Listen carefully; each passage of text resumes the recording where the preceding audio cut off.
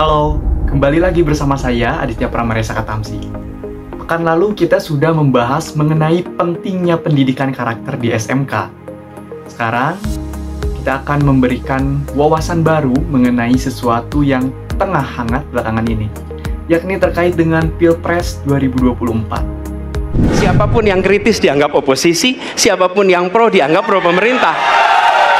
Kenapa? Satu, membentuk pengadilan HAM ad hoc. Yang kedua, menemukan 13 korban penghilangan paksa. Nyatanya, orang-orang yang dulu ditahan, tapol-tapol, yang katanya saya culik, sekarang ada di pihak saya, membela saya, saudara-saudara sekalian. Untuk menuju Indonesia emas dibutuhkan generasi emas. Kita harus mampu merubah future challenge menjadi future opportunity. Kita harus punya future talents yang dilengkapi dengan future skills. Untuk itu, hilirisasi digital akan kami genjot. Pemerintah terlampau lambat dalam mengimplementasikan itu semua, sehingga harus kita selepet. Kita akan siapkan anak-anak muda yang ahli artificial intelligence. Terima kasih, selesai. Baik. Kini kami akan membahas literasi digital sebagai strategi untuk mencegah informasi hoax di dunia maya menjelang Pilpres 2024. Debat Capres dan Cawapres yang pertama sudah tayang beberapa hari yang lalu. Sudah saatnya kita menentukan pilihan kita berdasarkan program dan rencana yang mereka jabarkan. Bukan hanya gimmick-gimmick ataupun FOMO alias cuma ikut-ikutan aja. Maka dari itu, penting bagi teman-teman terutama sebagai pemilih pemula untuk bisa dengan kritis menelaah visi, misi, dan program yang akan dijalankan oleh masing-masing kandidat. Mari kita cermati setiap informasi dengan bijak agar kita dapat membuat keputusan yang tepat saat memilih pemimpin. Kita selepet. Kita langsung mulai masuk aja ke dalam pembahasan. Let's go. Literasi digital merupakan kemampuan individu untuk memahami, mengevaluasi, dan menggunakan informasi secara kritis dan efektif dalam berbagai konteks digital. Hal ini mencakup keterampilan dalam menggunakan perangkat digital, memahami kode dan bahasa digital, serta mampu berpartisipasi aktif dalam interaksi digital. Literasi digital tidak hanya terbatas pada aspek teknis, tetapi juga melibatkan pemahaman etika, tanggung jawab, dan keamanan dalam penggunaan teknologi informasi. Konsep literasi digital mencakup beberapa dimensi. Yang pertama, pemahaman teknologi. Kemampuan menggunakan perangkat keras dan perangkat lunak digital, serta memahami cara kerja teknologi informasi. Yang kedua adalah evaluasi informasi. Keterampilan menilai keandalan, keaslian, dan relevansi informasi yang ditemukan di dunia maya. Kemudian yang ketiga adalah keamanan digital. Kesadaran tentang risiko dan keamanan dalam penggunaan teknologi, termasuk perlindungan privasi dan pencegahan kejahatan digital. Kemudian selanjutnya yang keempat yakni partisipasi aktif. Nah, kemampuan berinteraksi, berkontribusi, dan berkolaborasi dalam lingkungan digital seperti berbagi konten ataupun berpartisipasi dalam forum-forum daring. Selanjutnya yang nomor 5 adalah etika digital. Pemahaman nilai-nilai etika dalam penggunaan teknologi termasuk perilaku online yang bertanggung jawab dan etika berbagi informasi. Kemudian yang selanjutnya nomor 6 yakni literasi media. Kemampuan mengonsumsi, menganalisis, dan menciptakan konten media secara kritis terutama di lingkungan digital. Literasi digital menjadi kunci dalam menghadapi era digital, memungkinkan individu untuk beradaptasi dan berpartisipasi secara efektif dalam masyarakat yang semakin terkoneksi secara digital. Pendidikan literasi digital menjadi esensial untuk mempersiapkan individu menghadapi tantangan kompleks dalam penggunaan teknologi informasi. Cyberspace, atau yang biasa kita kenal dengan sebutan istilah dunia maya, merupakan istilah yang merujuk pada ruang virtual di dunia maya yang diisi dengan informasi digital dan interaksi antar individu. Ini adalah domain di mana data, komunikasi, dan aktivitas online berlangsung. Internet sebagai infrastruktur utama menjadi jalan masuk ke dalam cyberspace atau dunia maya ini. Contohnya, ketika kamu terhubung ke internet, kamu memasuki cyberspace dan dapat mengakses berbagai sumber daya digital, dari menjelajahi situs web, berinteraksi di media sosial, hingga berpartisipasi dalam konferensi daring. Semuanya terjadi di dalam cyberspace.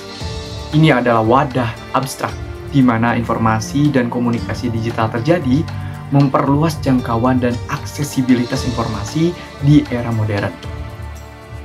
Intinya, dalam sekejap kita bisa terhubung dengan banyak orang di belahan dunia, dengan mengakses berita terkini, kemudian berbagi konten secara global. Meskipun tidak terlihat secara fisik, cyberspace dan internet memberikan dampak yang sangat besar terhadap bagaimana kita berkomunikasi, bekerja, dan bersosialisasi di dunia digital saat ini.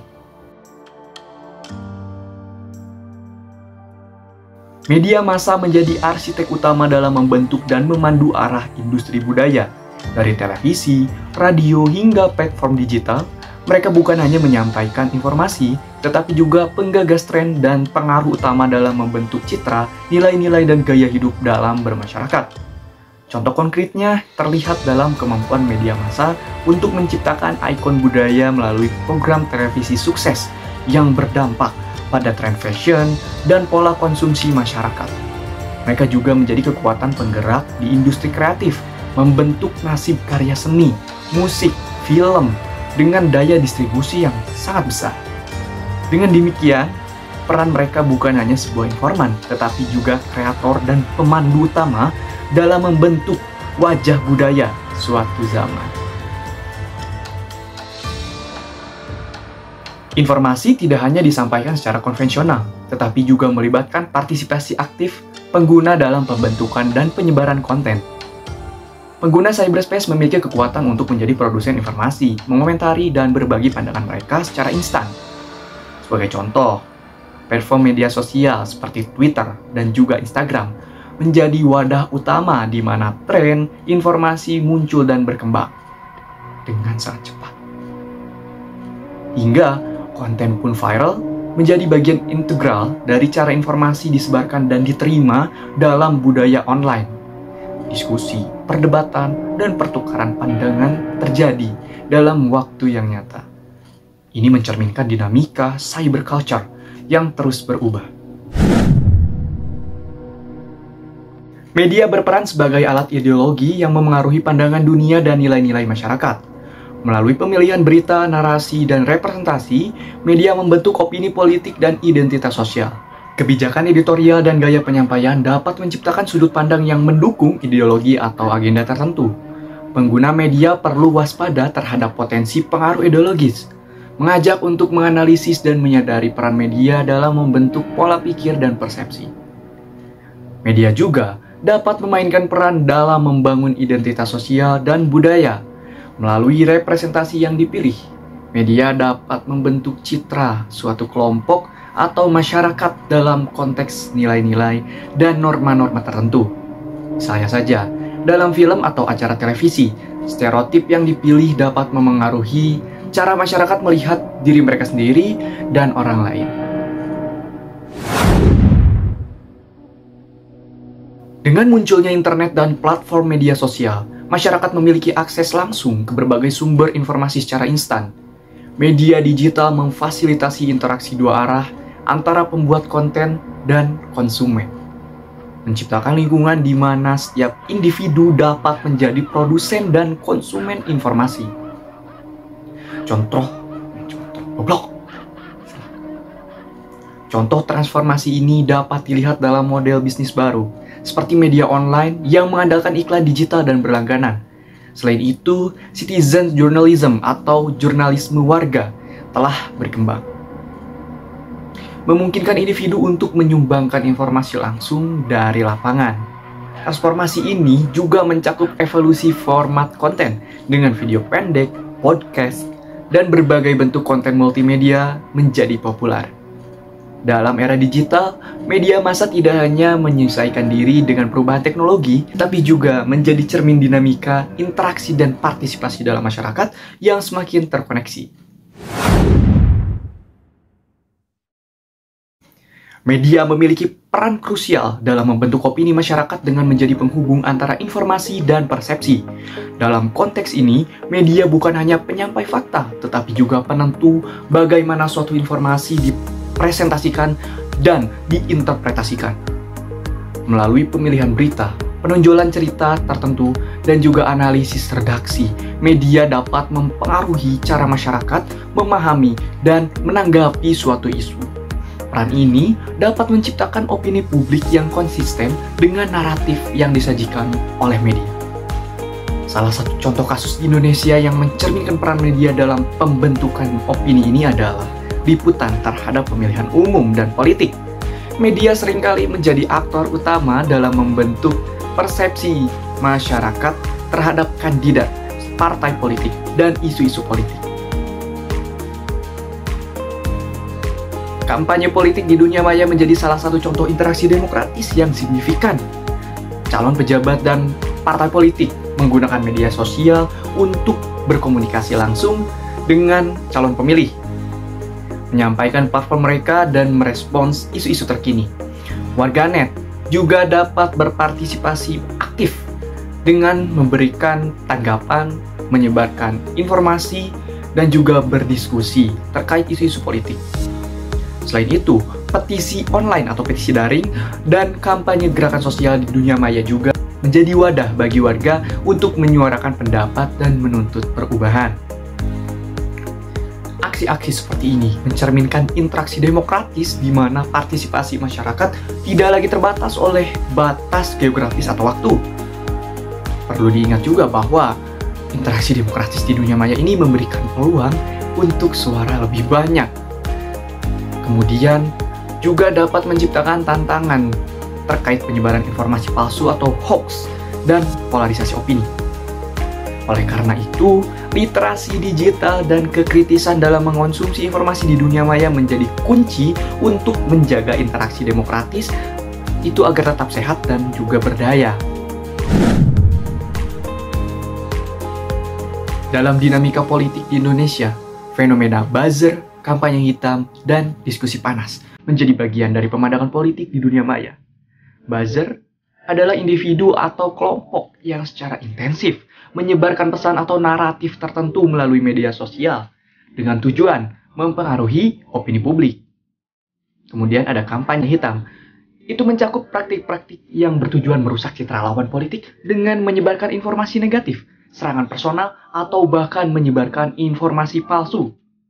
Kampanye hitam ini seringkali terjadi di dunia maya, di mana pesan-pesan atau komentar-komentar negatif dapat dengan cepat menyebar dan mempengaruhi opini publik.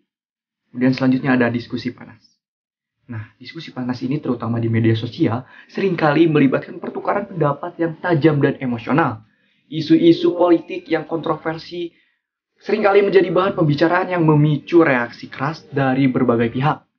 Diskusi semacam ini dapat meningkat menjadi polarisasi opini dan kurangnya dialog yang konstruktif. Semua fenomena ini menyoroti tantangan dalam menjaga ruang diskusi demokratis di dunia maya. Literasi digital, keberagaman pendapat, dan dialog yang bermartabat menjadi kunci untuk mengatasi dampak negatif dari buzzer, kampanye hitam, dan juga diskusi panas. Sehingga ruang publik di dunia maya tetap menjadi tempat yang konstruktif untuk menuangkan pendapat dan juga gagasan. Dalam menghadapi berita politik di era digital, kritisisme terhadap informasi yang diterima menjadi keterampilan yang krusial. Mempertajam kritisisme artinya memampukan masyarakat untuk menganalisis, menilai, dan memahami berita politik dengan lebih bijak.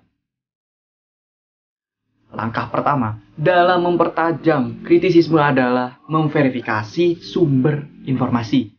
Dengan melibatkan literasi digital, penting untuk kita dapat memeriksa keaslian atau kevalidan sumber dan mengonfirmasi kebenaran informasi itu sebelum mempercayainya. Hal ini juga membantu mencegah penyebaran berita palsu atau hoax. Selain itu, melibatkan diri dalam sumber informasi yang beragam dapat membantu melihat suatu isu dari berbagai perspektif. Membaca berita dari berbagai sumber, baik yang sejalan dengan pandangan kita maupun yang tidak, itu sangatlah membantu memahami konteks dan juga meminimalisir potensi bias. Penting juga untuk mempertajam kritisisme kita terhadap judul berita, karena headline-headline ataupun thumbnail terkadang juga itu bersifat provokatif, dapat mengarah pada interpretasi yang salah atau emosional. Masyarakat diajak untuk membaca seluruh artikel dan mencari informasi tambahan sebelum mengambil sebuah kesimpulan. Dengan mempertajam kritisisme terhadap berita politik, masyarakat dapat memainkan peran aktif dalam membentuk opini yang berdasarkan dengan fakta dan analisis yang cermat. Ini bukan hanya keterampilan pribadi, tetapi juga kontribusi positif terhadap integritas informasi dalam ruang publik. Pemilihan umum Presiden dan Wakil Presiden Republik Indonesia 2024 menawarkan peluang yang unik bagi pemilih pemula. Sebagai generasi yang terampil dalam teknologi, anak muda memiliki akses mudah ke informasi politik melalui berbagai platform digital. Ya, sebagai contohnya saja kita di tantangan utama yang dihadapi siswa-siswi SMK, terutama di bidang IT, itu membaurkan kecakapan teknologi sudah hal yang pasti dan juga wajib. Dengan pemahaman yang mendalam tentang isu-isu politik dan proses pemilihan umum, pendidikan politik yang terintegrasi dengan literasi digital dapat mempersiapkan mereka untuk membuat keputusan informasi yang lebih bijak. Pentingnya pendidikan politik yang inklusif juga membantu siswa-siswi SMK IT ini membentuk pemahaman yang lebih baik tentang peran pemerintah, proses legislatif, dan dampak kebijakan politik. Dengan begitu, mereka dapat berkontribusi secara berarti dalam membangun masyarakat yang lebih sadar politik. Sebagai pemilih pemula, siswa-siswi SMK IT ini memiliki potensi untuk membawa perspektif inovatif dan pemikiran kritis ke dalam arena politik, membentuk masa depan demokrasi Indonesia. Nah, ini yang tengah viral nih di masa-masa sekarang ini, yakni konten video pendek yang dapat menjadi alat yang efektif untuk membentuk persepsi dan sikap terhadap suatu isu ataupun tokoh-tokoh tertentu.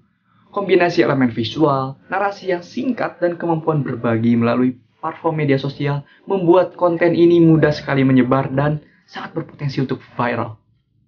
Beberapa ciri konten video pendek sebagai penggiring opini melibatkan penggunaan judul atau headline yang provokatif, kemudian pilihan bahasa yang sangat persuasif, dan pemilihan gambar ataupun klip-klip yang dapat memicu emosi para penontonnya.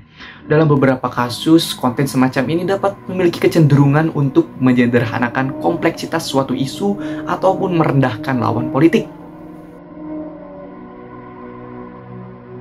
Melek politik merupakan kemampuan individu untuk memahami dan terlibat dalam proses politik, termasuk pemahaman terhadap isu-isu politik, struktur pemerintahan, dan hak serta kewajiban sebagai warga negara.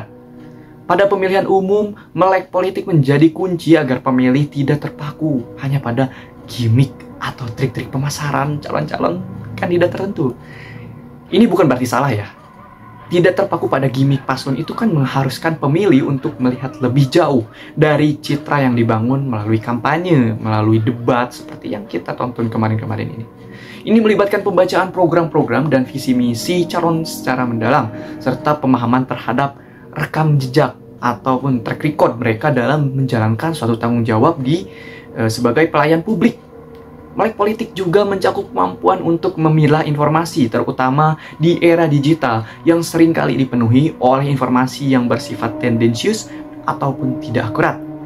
Literasi media dan kemampuan berpikir kritis menjadi penting agar pemilih dapat mengevaluasi informasi dengan bijak. Kita dapat mengambil inspirasi dari pemahaman dan keterlibatan siswa-siswi SMK bidang IT sebagai seorang pemilih pemula.